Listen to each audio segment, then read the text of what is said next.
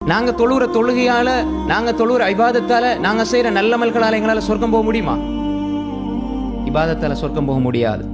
சொர்க்கம் நம்முடைய இலக்கும் கிடையாது.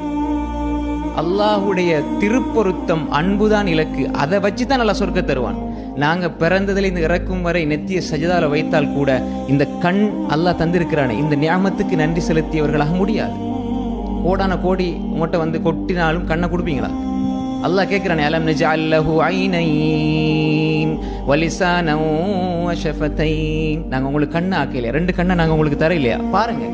அப்ப எனவே நன்றி உணர்வோடு வாழுகின்ற பக்குவ நிலை வந்து விட்டால் மகிழ்ச்சி வரும், உள்ள மகிழ்ச்சி வரும். அல்லாஹ் எனக்கு இவ்வளவு தந்திருக்கிறான். மேல உள்ளவங்களை பார்க்காதீங்க. தீனுடைய விஷயத்துல மேல உள்ளவங்களை பாருங்க, துனியாவுடைய விஷயத்துல கீழே உள்ளவங்களை பாருங்க, உள்ளம் அமைதி வரும்.